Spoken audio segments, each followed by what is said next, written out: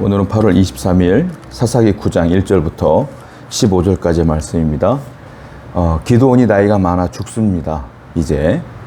그런데 사람들이, 백성들이 모여서 기드온의 아들들 중에서 우리를 다스릴 왕으로 세워달라고 얘기를 하죠.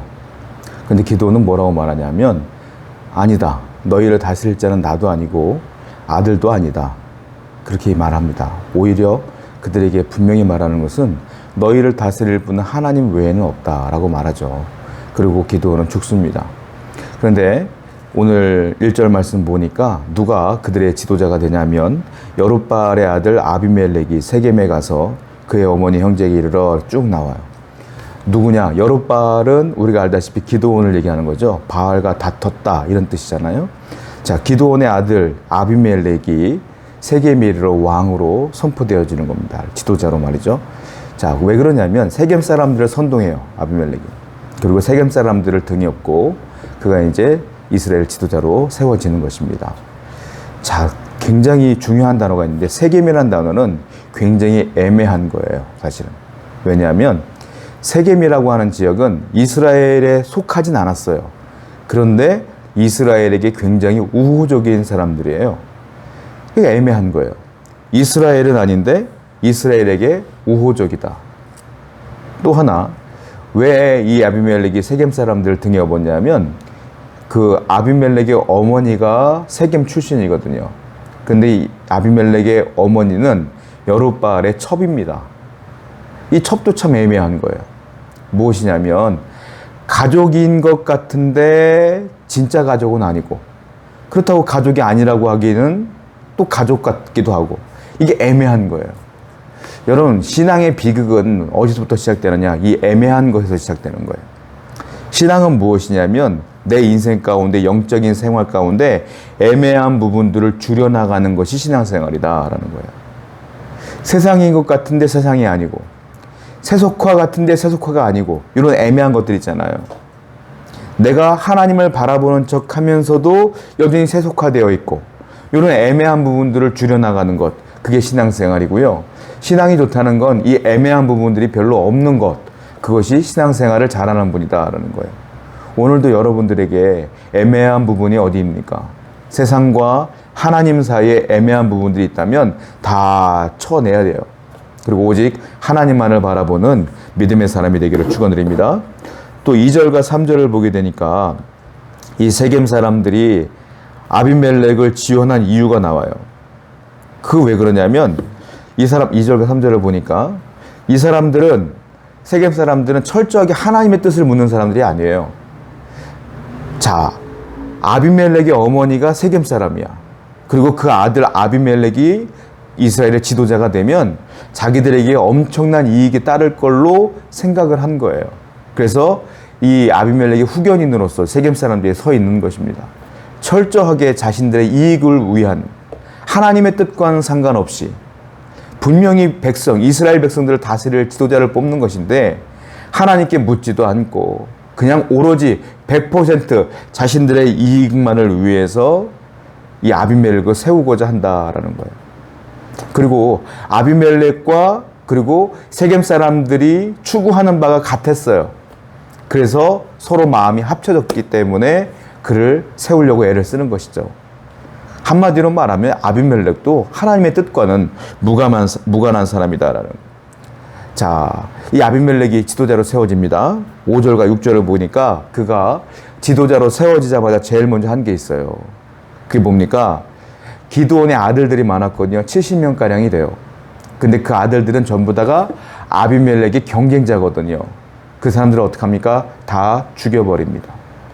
아비멜렉이 제일 먼저 지도자가 되고서 한 일이 뭐냐면 자신의 형제들을 다 죽인 거예요. 자신이 이 지도자로서 1인자가 되는데 거칠돌이 될 것들은, 전부 다 장애물이 될 것들은 제거한 것이다 라는 거예요. 아비멜렉은 사람들을 선동합니다. 세겜 사람들을 선동하죠. 그리고 형제들을 죽여요. 그리고 스스로 왕이 돼요. 이 당시에 뭐 왕이라는 개념은 없었지만 자기가 스스로 왕으로서 서 있는다라는 거예요. 신앙적인 모습들이 하나도 없어요. 문제는 이 아버지가 누굽니까? 기드온 아닙니까? 여룻바알. 기드온은 하나님과 가장 가까운 데 있었던 분이에요. 근데 그 아들은 하나님과 전혀 상관없는 삶을 살아요. 아버지의 신앙이 아들에게 전혀 영향을 주지 못했다는 거죠. 여러분, 우리의 자녀가 자연스럽게 내가 하나님 믿는 것처럼 그 자녀들도 하나님을 믿을 거라고 생각하시면 안 됩니다. 우리는 그 자녀들을 위해서 기도해야 되고요. 철저하게 하나님을 가르쳐야 되지 않겠습니까? 우리가 바로 그런 사명이 있는 거예요. 기드온은 자식들에게 하나님의 말씀을 제대로 전달해 주지 못한 것 같아요. 그래서 이런 비극들이 시작된 거 아니겠습니까? 자, 아비멜렉이 형제들을 죽였는데 그 중에 한 명이 살아남습니다. 막내 아들 요담입니다. 요담이 살아남아서 그리심산 꼭대기에 올라가요. 올라가서 큰 소리로 세겜 사람들에게 외쳐요. 너희들 정신 차려라. 하나님이 살아계시지 않느냐? 라고 외치는데 뭐라고 외치느냐? 7절부터 15절까지가 그 내용인데, 자, 왕을 빗대어 얘기를 해요. 감람나무 비유를 합니다. 사람들이 감람나무에게 왕을 되라고 했어요. 근데 감람나무가 나는 근데 관심이 없어. 두 번째, 무화과 나무에게 왕이 되라고 했다. 무화과 나무도 관심 없다 그랬어요. 세 번째, 포도나무에게 왕이 되라고 했는데 포도나무도 똑같은 말을 했어요. 마지막으로 사람들이 가시나무에게 왕이 되라고 했더니 가시나무가 그래 내가 왕이 될게 했다는 거예요. 그런데 가시나무엔 가시가 있잖아요. 결국 그 가시나무가 왕이 되어지면 그 가시로 너희를 찌를 거야 라고 요담이 외치는 거예요. 요담은 개인적인 복수로 이 얘기를 하는 게 아니라 세겜 사람들아 정신 차려라. 너희들은 지금 가시나무를 왕으로 세운 것인데 언젠가는 그 가시나무의 가시가 너희들을 찔러서 죽일 거야 이 말이에요. 그러면서 너희들이 그 아비멜렉을 왕으로 세웠으나 하나님께 물어봤느냐? 하나님의 의가 그것이 맞느냐? 라고 개인적인 복수로 얘기하는 것이 아니라 하나님의 의와 그리고 너희들의 생각과를 비교해 보아라 라고 정확하게 얘기하고 있는 거예요. 하나님의 기준에서 판단하라 라고 요담이 크게 외치고 있는 것이죠. 세겜 사람들은 하나님의 뜻과는 무관한 선택을 했어요. 아비멜렉도 하나님의 뜻과 무관한 선택을 했어요. 선택은 자유예요. 여러분도 마찬가지예요. 선택은 자유예요. 그러나 선택에는 책임이 있어요. 우리의 선택에는 하나님의 기준이 선택의 기준이 돼야 된다. 하나님의 기준이 뭐겠어요? 바로 말씀 아니겠습니까?